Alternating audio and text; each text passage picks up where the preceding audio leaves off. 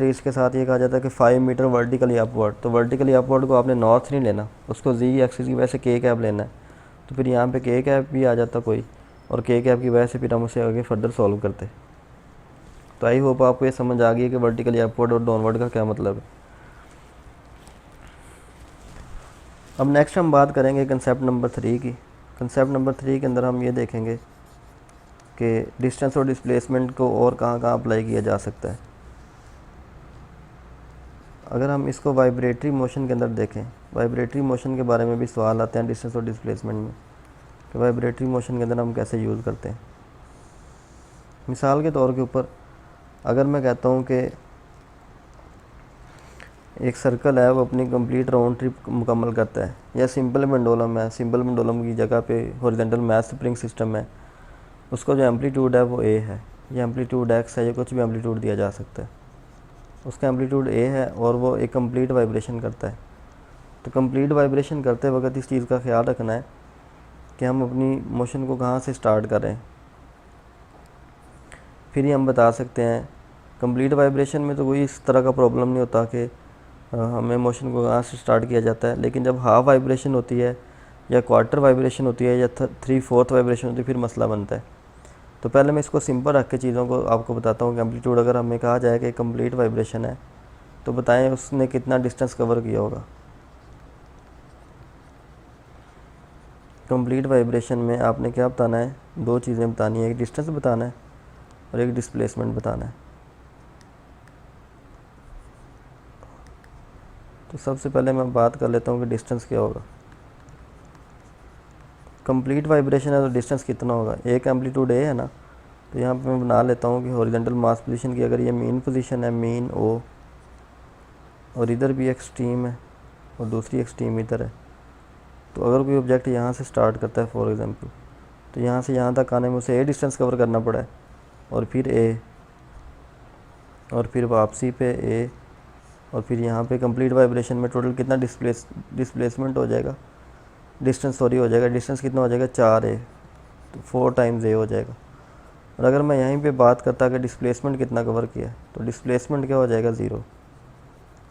Displacement 0 क्यों, क्योंकि वो जहाँ से वो स्टार्ट किया था वहीं वापस खड़ा है, उसकी स्टार्टिंग और इनिशियल पोजीशन सेम है, तो डिस्प्लेसमेंट इस केस में 0 हो जाएगा। इसको मैं फर्दर थोड़ा सा और सिंप्लीफाई करता हूँ, इसको थोड़ा सा कॉम्प्लिकेटेड करते हैं सवाल को, कि अगर मुश्किल सवाल आएगा तो वो किस तरह का आ सकता है। एक तरफ मैं लेता हूँ कि ऑब्जेक्ट जो है वो अपनी मोशन को स्टार्ट करता है स्टार्टिंग फ्रॉम मीन, और एक तरफ हम देख लेते हैं कि अपनी मोशन को स्टार्ट करता है स्टार्टिंग फ्रॉम एक्सट्रीम। तो क्या होगा, स्टार्टिंग फ्रॉम एक्सट्रीम, इस सूरत हाल में क्या होगा। पहले नंबर पे हम कहते हैं कि 1/4 वाइब्रेशन उसने की है, फिर उसने हाफ वाइब्रेशन की है, हाफ वाइब्रेशन के बाद उसने 3/4 वाइब्रेशन की है, और फिर उसने कंप्लीट वाइब्रेशन की है। तो जब मीन से स्टार्ट करता है तो हाफ वाइब्रेशन का क्या आंसर आएगा।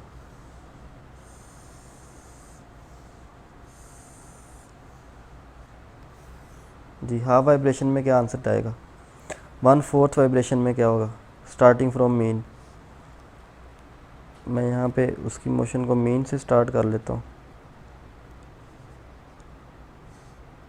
जी, यहाँ से वो चला है, 1/4 वाइब्रेशन यहाँ से यहाँ तक आया है, तो एम्पलीट्यूड उसका ए हो जाएगा ना, तो एक एम्पलीट्यूड उसने कवर किया है। हाई वाइब्रेशन में उसने क्या किया है कि यहाँ से यहाँ गया है और फिर वापस उसी पॉइंट पे आ गया है, तो हाफ वाइब्रेशन में उसका डिस्प्लेसमेंट 0 हो जाएगा। 3/4 वाइब्रेशन में उसका डिस्प्लेसमेंट अगेन ए हो जाएगा, और कंप्लीट वाइब्रेशन में डिस्प्लेसमेंट अगेन कितना हो जाएगा, 0। अब है स्टार्टिंग फ्रॉम एक्सट्रीम। अगर वो एक्सट्रीम से स्टार्ट करता है तो एक्सट्रीम से स्टार्ट करते वक्त देखिएगा क्या होता है। अब अपनी मोशन को यहाँ से स्टार्ट करता है जहाँ मैंने स्टैटिक बनाया, तो अब क्या होगा, यहाँ से यहाँ तक जब वो आया तो उसका डिस्प्लेसमेंट ए हो गया, ये होगी 1/4 वाइब्रेशन। फिर उसके बाद क्या होगा, वो हाफ वाइब्रेशन में वो यहाँ से यहाँ तक जाएगा, तो डिस्प्लेसमेंट कितना हो जाएगा, 2a। और थर्ड में उसने क्या किया है, वो यहाँ से यहाँ तक आया है और वापस इस जगह पे आ गया, तब उसका डिस्प्लेसमेंट कितना हो जाएगा, ए रह जाएगा। और अगर अब मैं बात करूँ कि कंप्लीट वाइब्रेशन में, तो डिस्प्लेसमेंट कितना हो जाएगा, 0। तो ये थोड़ा सा फ़र्क है कि वो मीन से स्टार्ट कर रहा है या एक्सट्रीम से स्टार्ट कर रहा है। तो ये सारी बातें थी किसके बारे में, डिस्प्लेसमेंट के बारे में। अगर मैं यही सवाल करूँ डिस्टेंस कितना होगा, डिस्टेंस, तो डिस्टेंस के लिए हम क्या यूज़ करेंगे, डिस्टेंस के लिए यहाँ पे मैं ब्लैक कलर यूज़ करता हूँ। सारे डिस्प्लेसमेंट, हाँ, 1/4 वाइब्रेशन के लिए ए होगा, हाफ वाइब्रेशन के लिए 2a होगा, 3/4 वाइब्रेशन के लिए 3a होगा, और कंप्लीट वाइब्रेशन के लिए कितना होगा, 4a। सिमिलरली इधर अगर आप देखें, इधर अगर आप डिस्टेंस की बात करें तो इधर भी वही होगा, 1/4 के लिए a, हाफ के लिए 2a, 3/4 के लिए 3a, और इसके लिए 4a। तो आप देख रहे हैं कि डिस्टेंस के ऊपर कोई असर नहीं होता, हमेशा असर जो होता है वो डिस्प्लेसमेंट के ऊपर असर होता है। और यहाँ पे एक इम्पोर्टेंट चीज़ जो नोट करने वाली, वो क्या है, नोट ये करने वाली चीज़ है कि अगर आप गौर से इसे देखें ना, तो हमें एक चीज़ कॉमन नज़र आ रही है कि जब 1/4 वाइब्रेशन हो और 3/4 वाइब्रेशन हो, इन दोनों सूरत हाल में क्या नज़र आ रहा है कि जो हमारे पास डिस्प्लेसमेंट है, डिस्प्लेसमेंट सेम है। किसके लिए भला, 1/4 वाइब्रेशन के लिए और 3/4 वाइब्रेशन के लिए डिस्प्लेसमेंट सेम है। आप देख सकते हैं कि 1/4 वाइब्रेशन में डिस्प्लेसमेंट ए है, 3/4 में भी ए है, इधर भी ए है और इधर भी है। तो इस पे मैटर नहीं करता कि वो उसने मोशन को एक्सट्रीम से स्टार्ट किया या मीन से। हाफ 1/4 वाइब्रेशन की है, 3/4 वाइब्रेशन की है, तो डिस्प्लेसमेंट क्या होते हैं, सेम। कंप्लीट वाइब्रेशन के लिए भी डिस्प्लेसमेंट सेम होते हैं।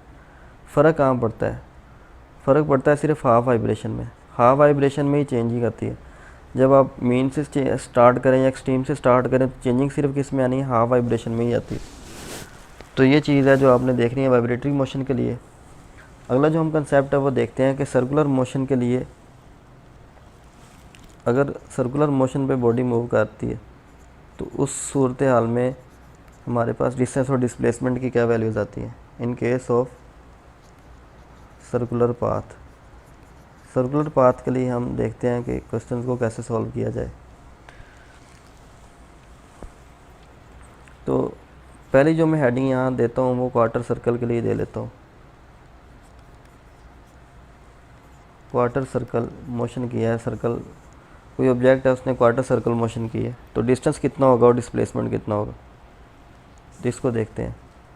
सबसे पहले मैं यहाँ पे एक सर्कल ड्रा करता हूँ और उस सर्कल के अंदर हम क्वार्टर सर्कल से क्या मुराद लेते हैं, कोई ऑब्जेक्ट ए से वो बी पे आ गया। अब उसने जो डिस्टेंस कवर किया है वो तो आपको इस कर्व पाथ से नज़र आ रहा होगा कि उसका डिस्टेंस है, इसे आप एस का नाम दे लें। लेकिन जो डिस्प्लेसमेंट होगा वो क्या होगा, डिस्प्लेसमेंट को यहाँ मैं मेंशन कर देता हूँ रेड के साथ। ये उसका डिस्प्लेसमेंट है जो रेड एरो से मैंने शो किया हुआ है।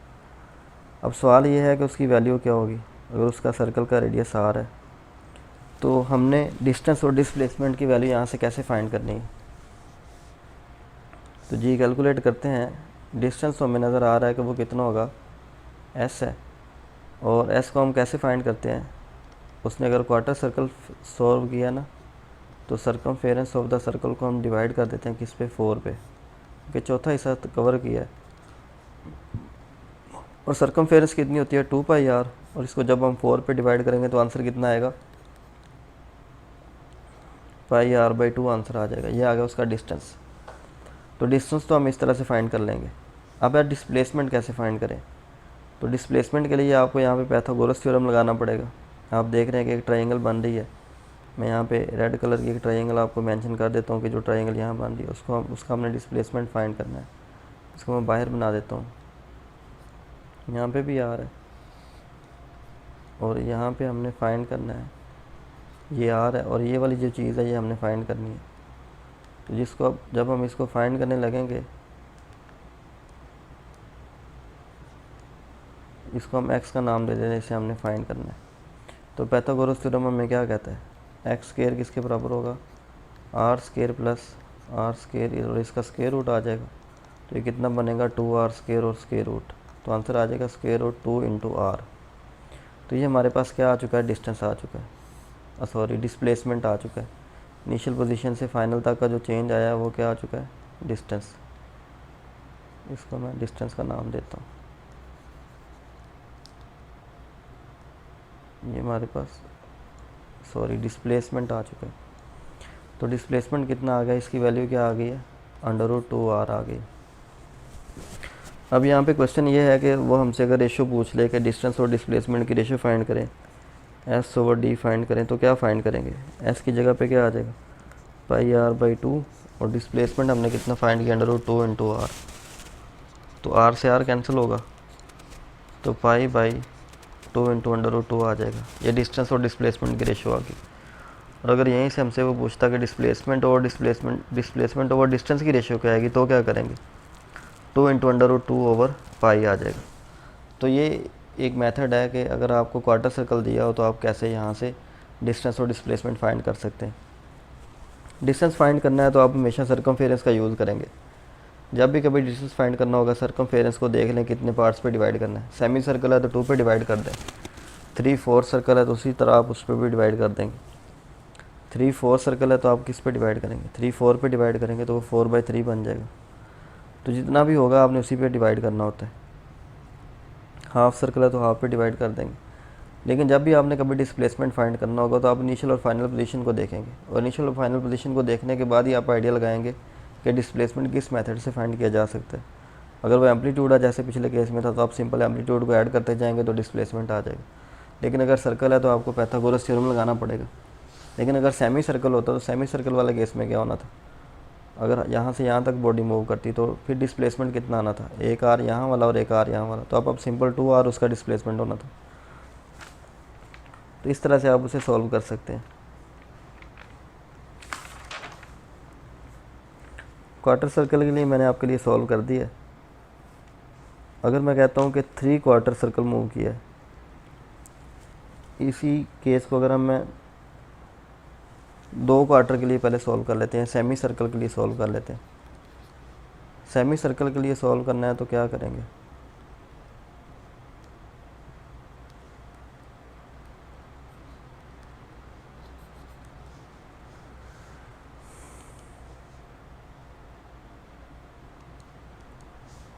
जी सेमी सर्कल के लिए सॉल्व करते हैं। सेमी सर्कल कह लें या 2 क्वार्टर कह लें, इसके लिए कैसे सॉल्व करेंगे, आप सिंपल देख के बता सकते हैं कि क्वार्टर सर्कल में ऑब्जेक्ट ए से बी पे आया ना, तो एस कितना होगा, एस बहुत सिंपल है, 2πr/2 होगा, तो 2 से 2 कैंसिल होगा तो πr आ जाएगा। और अगर डिस्प्लेसमेंट की बात करें तो एक रेडियस ये वाला और एक रेडियस ये वाला है, तो डिस्प्लेसमेंट कितना आ जाएगा, r + r कितना आ जाएगा, 2r आ जाएगा। तो अगर रेशो लेनी है तो S/D की, तो क्या आ जाएगी, πr/2r, तो r से r कैंसिल, तो आंसर कितना आ जाएगा, π/2।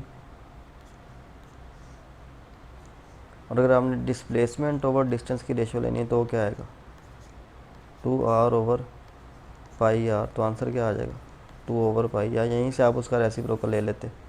तो ये सेमी सर्कल के लिए सॉल्व हो गया। अब मैं जल्दी से स्पीड के साथ 3 क्वार्टर सर्कल के लिए सॉल्व कर देता हूँ। 3/4 सर्कल या 3 क्वार्टर के लिए उसने कितना डिस्प्लेसमेंट कवर किया अभी तक, उसका 4/3 part of the circle complete किया ना। इसको फर्दर सॉल्व करेंगे तो ये 2 आ जाएगा, यहाँ से 2 से कैंसिल हो जाएगा, तो ये कितना आ जाएगा, 3πr/2। इसको आप सिंपल मेथड से भी कर सकते थे कि πr हाफ सर्कल के लिए हो गया, और आगे कितना आना था, πr/2 आना था। तो इसको सॉल्व करेंगे तो कितना आ जाएगा, 3πr/2 आ जाएगा। अब यहाँ पे मैंने डिवाइड 4/3 पे क्यों किया है, क्या 3/4 पे डिवाइड नहीं करना था या 4/3 पे डिवाइड करना था, सोचें इसके बारे में। 4/3 पे इस वजह से डिवाइड किया है कि उसने सर्कल का कौन सा हिस्सा कवर किया, 4/3 किया ना, 4 हिस्सों में से 3 कवर किया, तो 4/3 लिखा। और जब मैं कहता था कि 2 पे डिवाइड करो तब क्या था, 4 हिस्सों में से उसने 2 कवर किए होते थे। सेमी सर्कल के लिए हम क्या करते थे, सेमी सर्कल के लिए असल में ऐसे करते थे, 2πr है ना, तो यहाँ पे 2 पे डिवाइड करते थे। वो 2 पे क्यों डिवाइड करते थे, असल में वो 4/2 है, क्योंकि चौथे हिस्से का दूसरा कवर किया था, तो 4/2 उसका आंसर 2 आता था, तो इस वजह से कैंसिल होता था। तो ऊपर 4 ही आएगा हमेशा। अब नीचे है कि उसने कौन सा पार्ट कवर कर लिया है। तो जब उसने क्वार्टर सर्कल किया था तो 4/1 लिखा, पहला पार्ट कवर किया था। सेमी सर्कल के लिए 4/2, तो तीसरे हिस्से के लिए 4/3 3 क्वार्टर के लिए, और चौथे हिस्से के लिए 4/4 आ जाएगा 1। तो 2πr को 4 पे डिवाइड करेंगे। अब आगे नीचे ये आएगा कि फर्स्ट क्वार्टर है, सेकंड है, थर्ड है या फोर्थ है। तो इस तरह इसको सॉल्व करके यहाँ पे आंसर आ जाता है। तो 3πr/2 इसका आंसर आएगा डिस्टेंस का। डिस्प्लेसमेंट कितना आएगा? डिस्प्लेसमेंट अगेन वही है, shorter distance between 2 point A and B है, जो मैंने रेड से शो किया है। और ये आप जानते हैं कि कितना आता है, √2r। ये पीछे भी कैलकुलेट किया है। तो डिस्प्लेसमेंट कितना आ जाएगा? √2r आ जाएगा। तो इस तरह से आप इन्हें डिस्टेंस और डिस्प्लेसमेंट को सॉल्व करते हैं सर्कल के लिए। तो आई होप आपको ये समझ आया होगा। अब इसका एक क्वेश्चन है, प्रैक्टिस करते हैं। A particle start from centre O toward A then moves along AB। यहाँ पे एक डायग्राम बनी हुई है, डायग्राम के बारे में सवाल है। कोई ऑब्जेक्ट है, वो A से, मैं डायरेक्शन बना देता हूँ रेड से कि वो कैसे कैसे मूव किया है। यहाँ से स्ट्रेट लाइन गया है O से A के ऊपर, और A से फिर वो वापस आ गया B पे आ गया। यानी कि पार्टिकल स्टार्ट फ्रॉम O, और O से वो फिर A पे गया, और O से फिर वो किस पे आ गया? B पे। Then moves along AB and stop. B पे जाके वो स्टॉप हो गया, B के ऊपर वो रुका हुआ है। अब उसका जो रेडियस है टोटल वो 100 मीटर है। रेडियस को मैं यहाँ रेड से मेंशन कर देता हूँ कि उसका जो रेडियस है वो कितना है? 100 मीटर। क्वेश्चन ये है कि उसने कितना डिस्प्लेसमेंट कवर किया है। तो डिस्प्लेसमेंट बताना है कितना कवर किया होगा। डिस्प्लेसमेंट क्या होता है? डिस्प्लेसमेंट होता है इनिशियल और फाइनल के दरमियान का फासला। इनिशियल और फाइनल के दरमियान कितना डिस्टेंस आ रहा है? 100 मीटर। तो डिस्प्लेसमेंट इसका क्या हो जाएगा? 100 मीटर ही हो जाएगा। और अगर यहीं पे मैं सॉल्व करते हैं तो मेथड बिल्कुल वही है जो आपने क्वार्टर सर्कल के लिए सॉल्व किया था। और ये आपको कंसेप्ट भी मैंने पीछे बताया है कि जो क्वार्टर सर्कल के लिए आंसर होते हैं डिस्प्लेसमेंट के, वही किसके लिए होते हैं? 3 क्वार्टर सर्कल के लिए होते हैं। अब ऑब्जेक्ट आपका यहाँ से मूव करा है और इस तरह से वो मूव करता हुआ इस पाथ को फॉलो करते हुए यहाँ पे आ गया। तो उसने सर्कुलर पाथ को कंप्लीट फॉलो किया है। ये मैंने यहाँ पे इसको, ये पाथ बिल्कुल ऊपर बनेगा, इस तरह वो फॉलो करता हुआ आ गया, ग्रीन पाथ को फॉलो करता हुआ आ गया, ये है। तो अब उसका डिस्टेंस कितना होगा? S कितना होगा? 2πr को हम डिवाइड कर देंगे किस पे बोला? तो हमसे डिस्टेंस पूछे तो हम कैसे कैलकुलेट करेंगे? डिस्टेंस यहाँ से लेके यहाँ तक तो 100 आ गया, तो एक तो 100 आ जाएगा, प्लस आगे ये वाला जो पाइथागोरस थ्योरम से अगर हम इसे सॉल्व करें, उसका रेडियस 100 है, तो 100 कितना होता है? ये पाइथागोरस थ्योरम से सॉल्व करेंगे तो 100 का स्क्वायर प्लस 100 का स्क्वायर और स्क्वायर रूट आएगा, 2 इंटू 100 का स्क्वायर और स्क्वायर रूट, तो ये आ जाएगा √2 इंटू 100 आ जाएगा। अब √2 कितना होता है? 1.4 को 100 से मल्टीप्लाई करेंगे तो कितना आ जाएगा? 140।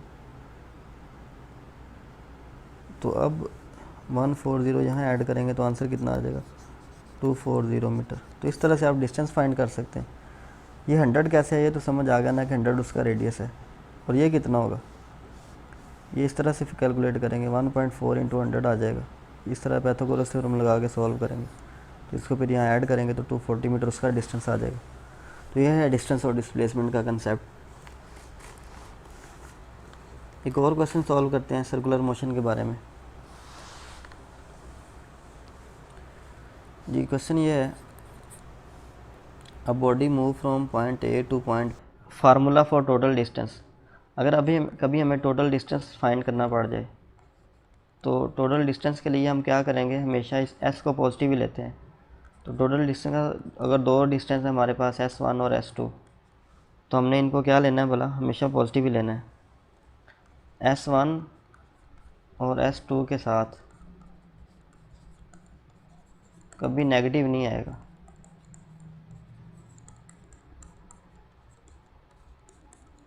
मिसाल के तौर पे मैं अगेन डायरेक्शन बनाता हूँ। डायरेक्शन कैसे, नॉर्थ साउथ और ईस्ट वेस्ट के फॉर्म में, नॉर्थ साउथ ईस्ट और वेस्ट।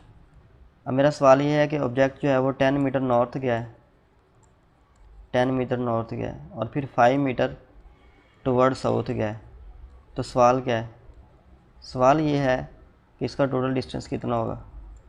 तो टोटल डिस्टेंस अगर हमने फाइंड करना है तो ऐसे क्या आएगा, S1 प्लस S2, ये 10 प्लस 5 आ जाएगा और ये कितना हो जाएगा 15।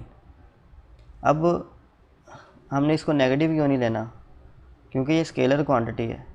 तो अगर मैं यहीं से आपसे डिस्प्लेसमेंट के बारे में पूछता कि डिस्प्लेसमेंट कितना है, डिस्प्लेसमेंट आप 10 मीटर प्लस लेते और 5 मीटर नेगेटिव लेते, तो आपका आंसर क्या आना था, 5 मीटर आना था। तो डिस्प्लेसमेंट उसका 5 मीटर होता, लेकिन डिस्टेंस जो होगा वो 10 मीटर, 10 और 5 15 होगा, क्योंकि इसको हम कभी भी नेगेटिव नहीं लेते, चाहे जिस मर्जी डायरेक्शन में हो, हमने इसको हमेशा पॉजिटिव ही लेना है।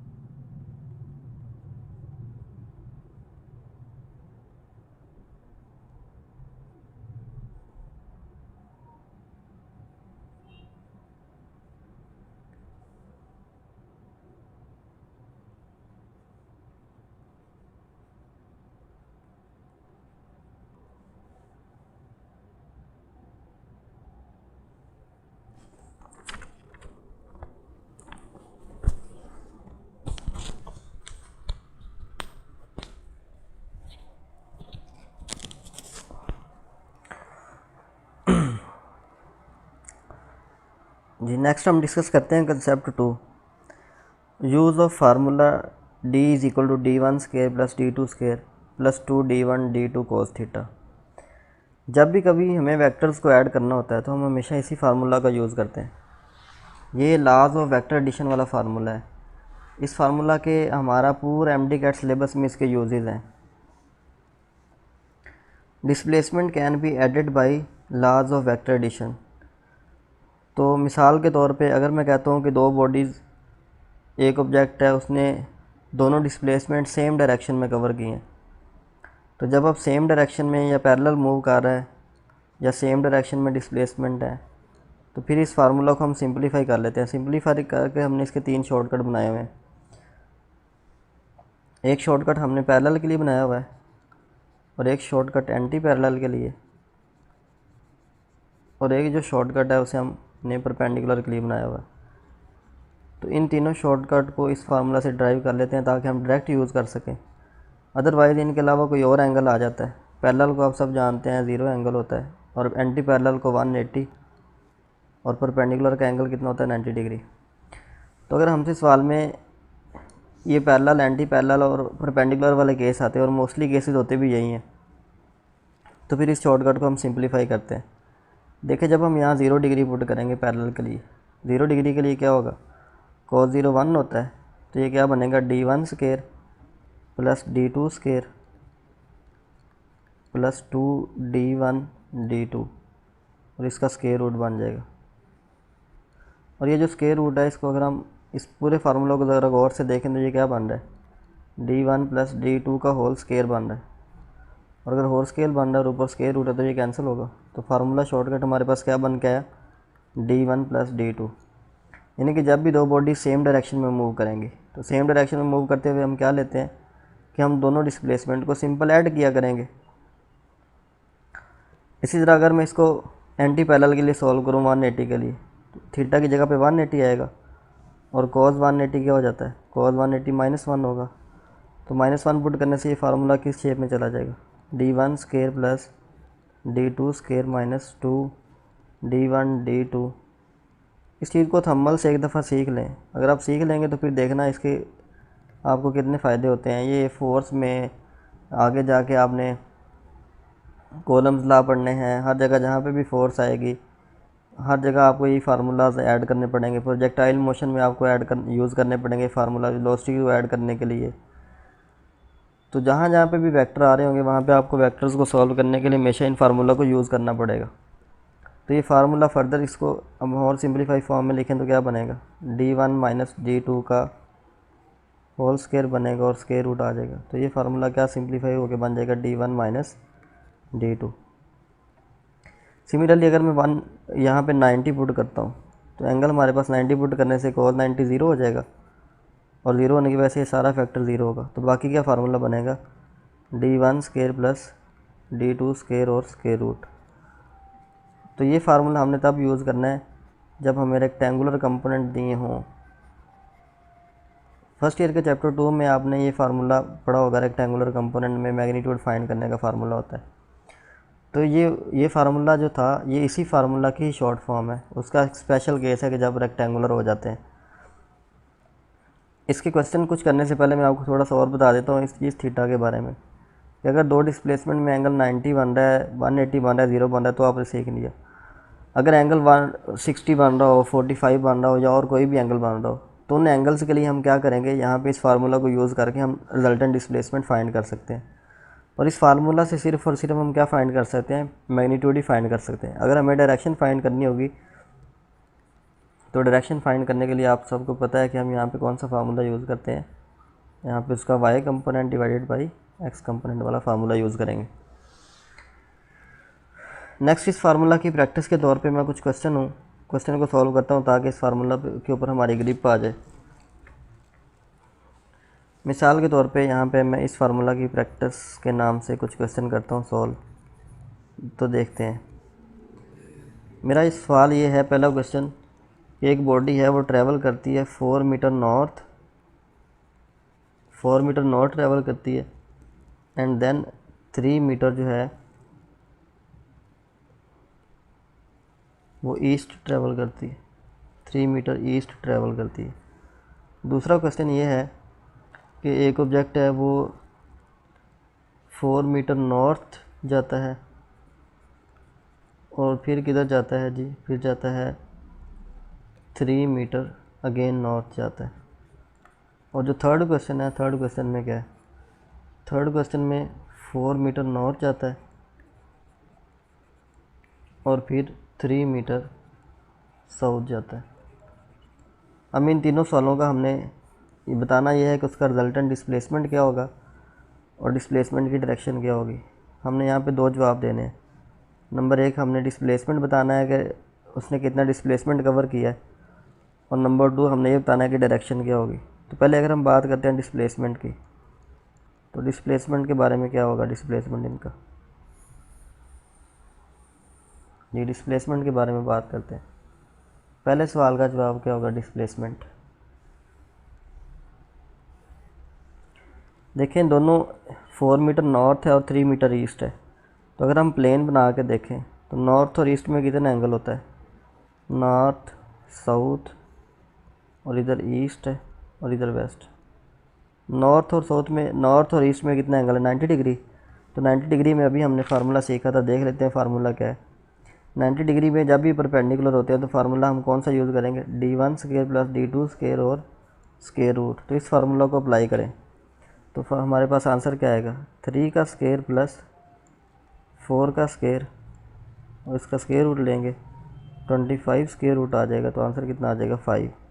अब ये 5 मीटर किस डायरेक्शन में होगा, नॉर्थ ईस्ट डायरेक्शन में होगा ना, क्योंकि 3 मीटर और एक नॉर्थ और एक ईस्ट है, तो डायरेक्शन क्या होगी, 3 मीटर नॉर्थ ईस्ट या ईस्ट नॉर्थ डायरेक्शन होगी। अगली हम बात करते हैं, तो डायरेक्शन में यहाँ मैं लिख देता हूँ कि डायरेक्शन इसकी हमने फाइंड कर ली, और वो कितनी होगी, नॉर्थ ईस्ट होगी या फिर ईस्ट नॉर्थ होगी, एक ही बात है। अब अगला सवाल है 4 मीटर नॉर्थ और 3 मीटर नॉर्थ, दोनों सेम डायरेक्शन में हो तो हम सिंपल ऐड करते हैं। उसी फार्मूला में हम देख सकते हैं कि हम सिंपल ऐड करेंगे तो 4 + 3 क्या हो जाएगा, 7। और इसकी डायरेक्शन क्या होगी, नॉर्थ ही होगी, सेम डायरेक्शन में मूव कर रहा है। फर्दर है 4 metre north and 3 metre south.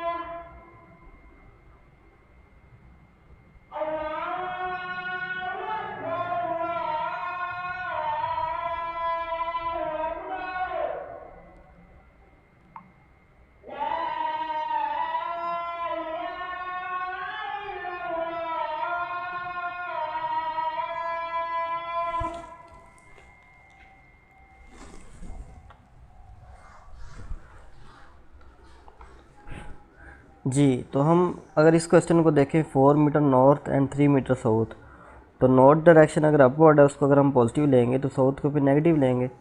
अब ये एंटी पैरेलल है तो सिंपल हम इन्हें सब्ट्रैक्ट करेंगे, तो 4 - 3 आंसर कितना आ जाएगा 1। और 1 मीटर उसकी डायरेक्शन क्या होगी, फाइनल डायरेक्शन, वो किस डायरेक्शन में जा रहा होगा। 1 मीटर उसकी डिस्प्लेसमेंट क्या होगा, नॉर्थ वाला ही आएगा, 1 मीटर नॉर्थ आएगा। जो बड़ी वैल्यू होगी वही डिस्प्लेसमेंट आएगा, डिस्प्लेसमेंट की डायरेक्शन होगी, क्योंकि इनिशियल से फाइनल हमने देखना है कि किधर गया है। तो हमारी जो डायरेक्शन है वो इनिशियल की तरफ नहीं हो सकती, डिस्प्लेसमेंट में इनिशियल से वे ही डायरेक्शन लेंगे। तो अगर हम प्लस का 4 लेंगे माइनस का 3 तो आंसर +1 आएगा। और इसको आप IJK के साथ भी सॉल्व कर सकते हैं, लेकिन उसको मैं अगले कंसेप्ट में आगे जाके डिस्कस करूँगा। यहाँ सिर्फ आप यही देखें कि मैंने इन फार्मूलाज को कैसे अप्लाई किया। इस फार्मूला को अप्लाई करने के लिए मैंने 3 शॉर्टकट बनाए। अगर सेम डायरेक्शन हो तो ऐड करते हैं, अपोजिट डायरेक्शन हो तो सब्ट्रैक्ट करते हैं, और अगर परपेंडिकुलर हो तो ये वाला फार्मूला यूज़ करते हैं। और उससे इस फार्मूला से किस तरह के सवाल आ सकते हैं उसको मैंने यहाँ पे आपको बता दिया। तो इस तरह से आप इन क्वेश्चन को सॉल्व करते हैं।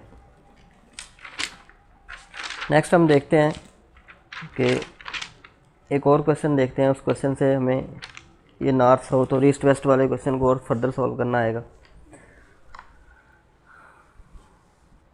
उससे पहले एक और क्वेश्चन देखें। क्वेश्चन है, a body travel from point A to B। एक ऑब्जेक्ट है वो पॉइंट A से B पे गया है, A से B पे गया, और उसने जो टोटल, और फिर वापस उसने बैक B से C पे आ गया। और ये जो C है ये मिडल में है, ये C क्या है, middle of A and B है।